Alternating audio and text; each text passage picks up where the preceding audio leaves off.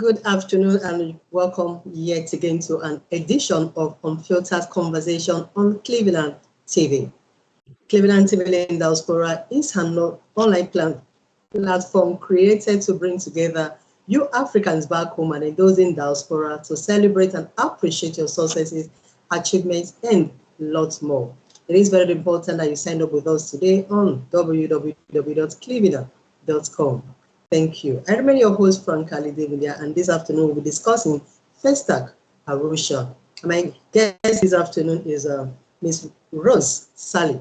Ms. Rose Sally is the founder and CEO of Sally Publishing House. Madam, you're welcome to the program. Thank you. Thank you for having me, and happy International Women's Day to you. Yeah, same here, ma'am. All right, we'll start with this. Let's get to know who Rose Sally is. Could you please introduce yourself?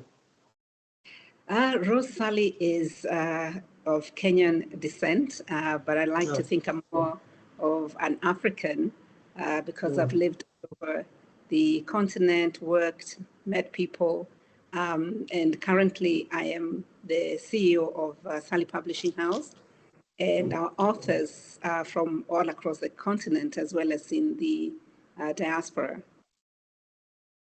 All right, so we're discussing FESTAC Arusha. You know, the first time I heard that word, I was like, we know of FESTAC, which is the Festival of Art and Culture, and we've had experiences of it right here in Nigeria, Lagos, Nigeria.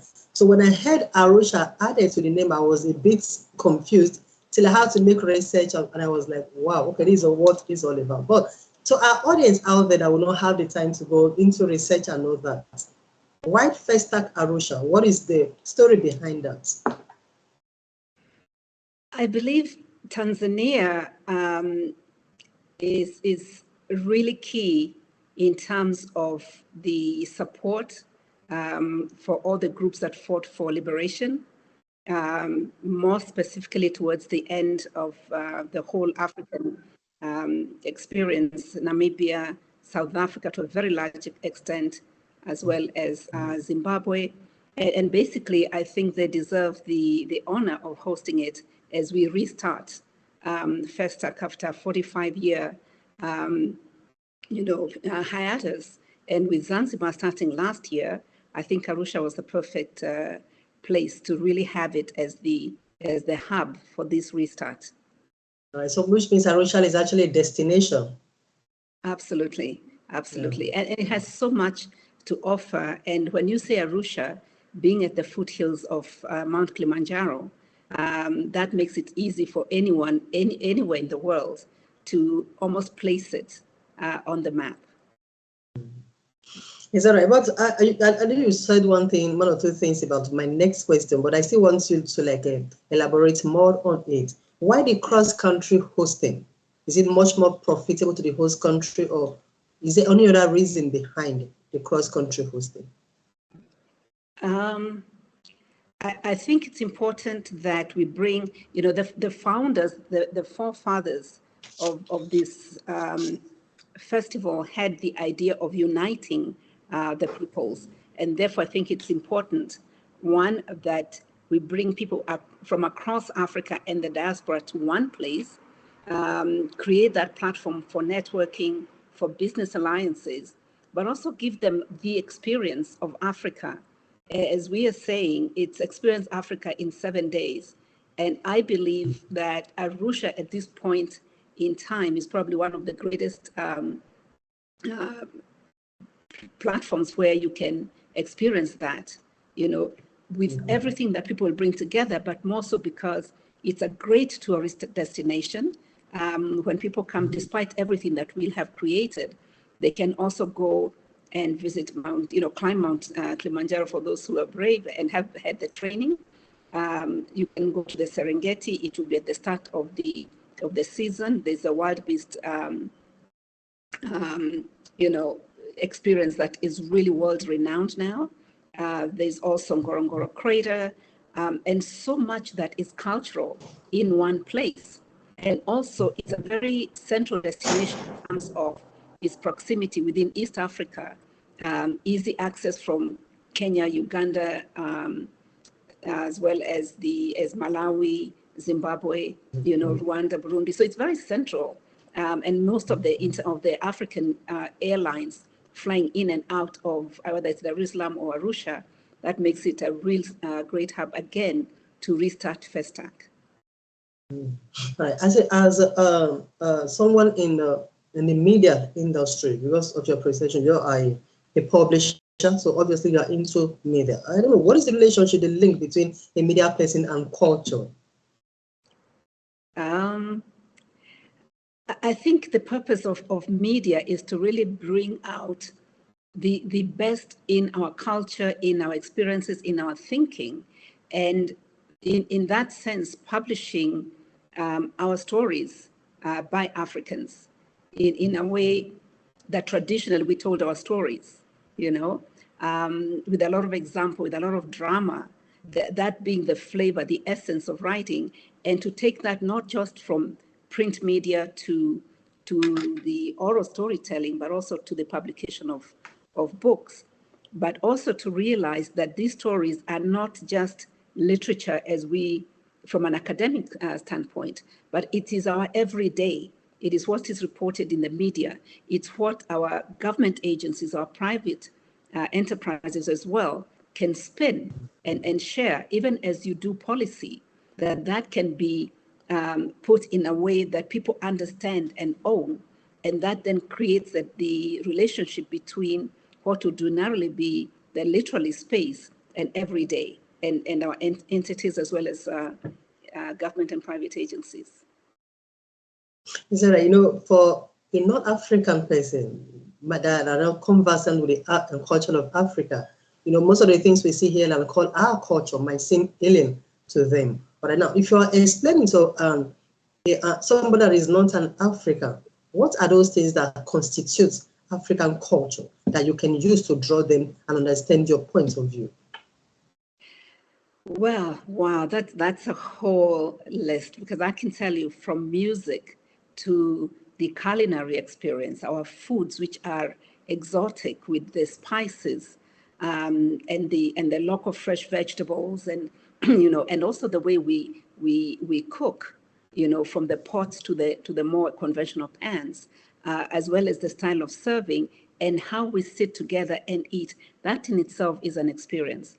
And then when you think of African fabrics, as well as the way we design our clothing, and now it's been elevated because we also have professional fashion designers. We have the creative fashion designers, and then comes to music, and then there's our art, whether it's drawing, whether it's painting, from pencil sketches, black and white to color, portraits to landscapes. There is so much wealth and dynamism and depth to everything we do. And I can tell you, I just came back from Arusha yesterday. I'm currently in Nairobi. And as we drove around, just talking to artists and just, going out to eat in different places, everything is art and culture. It really is a rich experience. And the beauty of it is we're not just saying it so because it's ours, but if you look at the number of tourists that visit Africa every year and the repeat tourists, we definitely can say, as a matter of fact, that we do have a very rich culture to share with the rest of the world. All right. I went through your write-up and I saw some things there, preserving African culture in an eco-friendly way. Could you please explain that concept? One of the things that I think really came to the fore, especially during the COVID period, is that we need to go back to what is indigenous to Africa. Everything from the herbs to the way we build our houses, the bamboos, the windows are done in a way that it draws the fresh air, which is a cry from your aircon, for instance. Okay. The height of ceilings, and something that I learned quite a while back when I had my babies, to have the bed very, very low and not the usual baby cot that are so much higher. And there's a reason for it when you think in terms of gravity. So our people have an understanding of nature that probably we are not taught in the normal academic sense, And when you look at now the conservation of rivers, the art, so that walls are not just white in the houses, colors, which professionals are now beginning to understand why we did not have white walls in African homesteads, and it was thought that, oh, having white makes it a cleaner environment, but we're realizing that having that rich red color, for instance, the ochre that we have, and the deeper primary colors has something that soothes the spirit. So all of that goes to an ecosystem that we already have, but diverted from, and we are now going back to and thinking that it's coming from a different world, but essentially it was part of our culture. That's all right. No, women, how do I put this now? I don't know if I'm wrong here, but today is International Women's Day, so I'd like to let's concentrate on the women here. Now, Yes. Is there any role or particular roles of the women folk in preserving and then taking ahead the culture of Africa? Do we have any particular role to play? Oh wow, my dear, I think not only do they have a role, but they are the drivers of the conservation, preservation of African culture. They are the greater storytellers because they're talking to children, they're sharing with each other all the time. And most of the time, even talking to children, teaching them, disciplining them is through storytelling, is through proverbs, and then the cooking, like we mentioned, the culinary, all that is a sphere of women. And when you look at Africa's agriculture, it is basically to predominantly done by women. The plaiting of our hair, for instance, the taking care of the person, the looking after a new mother, the weddings, the traditional aspect of the entire wedding process, the coming of age. Most of those traditions within our culture are conserved and driven and taught about and shared by the women. But most people will believe that we are gradually losing our culture because now you see even the present generation, they are much more interested in foreign products, foreign things like what you just mentioned, foreign hair, foreign clothes, foreign, in fact, everything foreign to them is much more appealing. What should we as parents in this generation do to let the children start having interest in the culture of Africa? I'll tell you why. I don't even blame the youth for doing that, because when you think about it, what is it that they're seeing? They're seeing Western culture, they're seeing Western, media at the forefront, Western fashion. So what we should do is replace that, also come to the fore as much as Western culture is there. If we are showing them and sharing in a beautiful way our dressing, our food, our storytelling, and we need to demystify the myth that Africans don't read. They do read. I have found that out. Sally Publishing has published over 100 titles now, and our books don't sit. None of our authors are saying, oh, nobody's buying my books, So we have the capacity, we have the platforms. In the same way, we need to be intentional about bringing that culture, our our traditions, the beauty of it. And instead of complaining like we do a lot of the times, is to positively bring that, But I, having lived in the US for about 23 years, I realized that the African children born in the diaspora have a greater appreciation of what is African, For instance, we tease my daughters who are American by virtue of birth, that they are more African than some of their cousins who have not left the continent, because we tend to look at what's on the other side of the fence and think it's greener, The answer always looks greener on the underside. So the ones in the diaspora really thirst for things of home, and the ones over here think that the things over there are more palatable, and therefore that's what they pursue. So in answer to your question, we have a job to do. FESTAC is one way, in a big way, that's going to contribute to creating that African experience to make our young people and the older realize that we really have a lot that is absolutely beautiful to share within the continent, and also with those in the diaspora, including the non-Africans. So how effective do you think this promotion can be? Pardon me, say that again? How effective do you think this promotion and what you've done so far to make Africans value their culture, how effective do you think that has been or that can be? I think looking at what was done in Zanzibar last year and the energy and the excitement and the interest that we're already seeing with Arusha, FESTAC Arusha, I have no doubt that we are going to definitely chip at the iceberg. And because we are committed to doing this year after year after year, it's small steps, it's early, but even to get to the top of the mountain, you got to start with the sure steps going up. So we will get there. And we're excited that at least we've already started with Zanzibar last year and definitely with Arusha as the FESTAC destination this year. Yes, it's all right. We'll take a short break here, and when we'll come back, we'll be discussing the effect of climate change on culture. Thank you. Clevenard in Diaspora Television is an internet online TV service.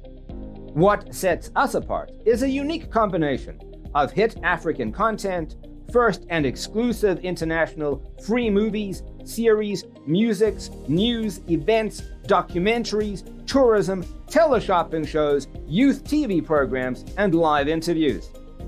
Clevenard Diaspora Television is available throughout sub-Saharan Africa and to the diaspora markets worldwide. Take your entertainment with you wherever you go.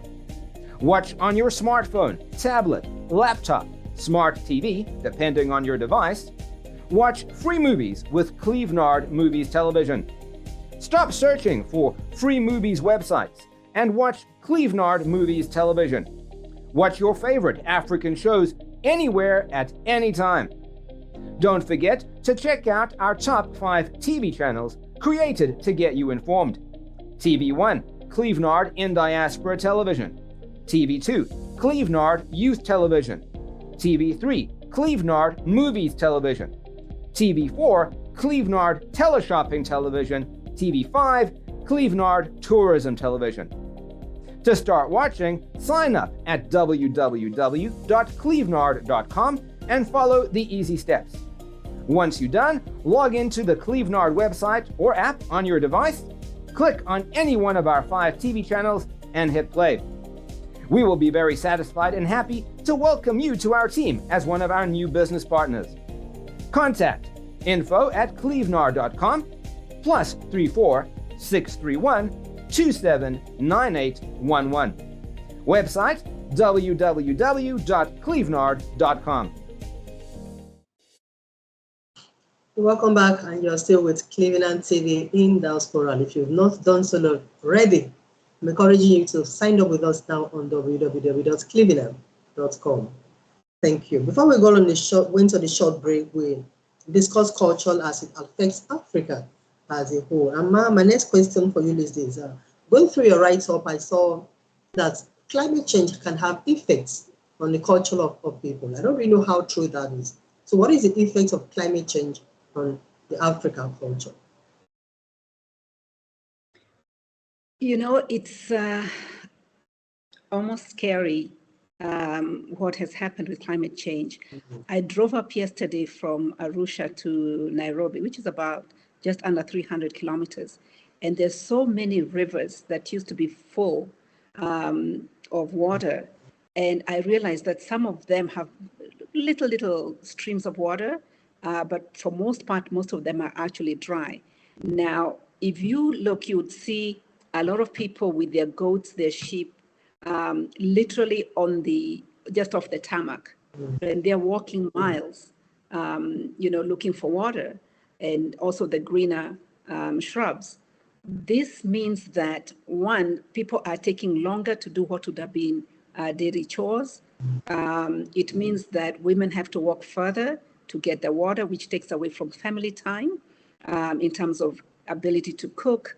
It also means that getting together for functions that would really build up their culture, spend time together, that is reduced because now more time is needed to go fetch water, to go look for firewood. and also just so much being lost because of climate change. However, having said that, I think we need to come to the realization of how grave the situation is and then become intentional about what we can do. Because I believe, one, we have the largest concentration of freshwater lakes in the world. We have major rivers, we have the Nile, we have the Zambezi, we have the Lake Tana. So we can dam those rivers, even if it's at certain points. We have, for instance, the dam that they've done in Ethiopia on the Nile. So we have the capacity, and I remember a long time ago in Eastern Province in Kenya, when they dammed the Kindaruma, they built the Kindaruma dam, the ecosystem totally changed. Crops that, ordinarily you couldn't plant were now simply growing. So rather than just sit and be worried about the negative effects of climate change, it's a situation where we should look at what, in fact, we have going for us and build up on that. And I believe we can. I believe we can. We have some of the top professors, engineers, experts, either teaching in universities abroad or teaching in our local universities, but their thesis could be converted to the wisdom that we need to make a turnaround in terms of climate change. In fact, the other thing is that it has then depleted food resources. And that in itself becomes a challenge. I know in Kenya, it's in the media all the time, the different nomadic tribes that herd cattle and sheep and goats, they're constantly fighting. It's a big security problem now. And again, also in Nigeria. Exactly. Yeah. So it's a water resource. We need to manage those, because then we can reduce the conflict among the local peoples. So in other words, does it really have any impact on the culture of the people in that regard? Sorry, I didn't catch the first part you said. Yeah. Does that really have an effect on our culture as Africans? Absolutely. I mean, our culture, tradition is who we are. It's not an academic subject. It's not something separate from us. Everything that happens in our lives is part of our culture, because we respond as a people. Mm-hmm. That's all right. Thank you so much. We'll go to the next question, which is harnessing the talents or thriving talents in Africa for FESTAC Arusha. Now, we are well aware that there are talents that exist even in the grassroots, people that cannot get access to this kind of event and all that. So what are you doing to make sure that when you are selecting thriving talents, these people are not left out in that regard? One of the things that you've said that is so right is there is so much talent in almost every sphere of life, almost every aspect. Exactly. Yeah, so bringing this festival to the people gives them the opportunity to showcase that talent, whether it's displaying your art, displaying your music, the performances, and a lot of this will not have a cost to it, So, and the other major part of FESTAC is networking.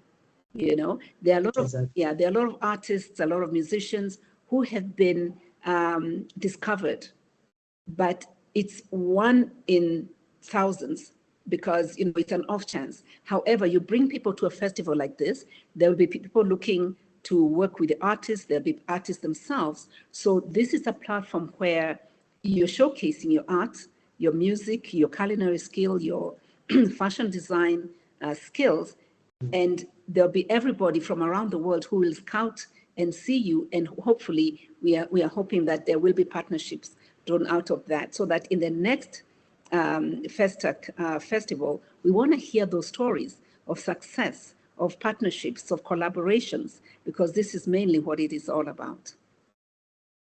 You actually explained my next question, but I still want to bring it in as a question, so that there are some people that will not even have time to actually go through your explanation. But when it's set as a question, it's much more easier for them to understand. So I will need it to come in a different direction. It might be what you've already said already, which is the agenda and advantages of being part of FESTAC Arusha 2023. One of the greatest benefits of being there is experiencing Africa, is realizing how much potential there actually is. Secondly, it's meeting like-minded people. You may have a story to tell, but you don't have an editor, you don't have a publisher, and you come there and you meet Sally Publishing. You may be an artist who has drawn in color or doing pencil sketches. There may be someone there who has been looking for exactly what you're able to showcase. We're going to have sports, basketball, soccer. There may be someone, an entity that's looking for that talent in sports, and now it will have been brought together, and even for investors to see the opportunities there are, and for some just to make friends, to know I have friends in Senegal, in Ghana, in Malawi, in Mozambique, in South Africa, in Kenya. That, especially in the African context, friendships are really, really valued, and then we'll have conversations. There are a lot of things in Africa, from business to culture, that we need to bring to the fore. And I'm hoping by being there that I'll also be able to encourage people to write their stories, because it's part of our heritage.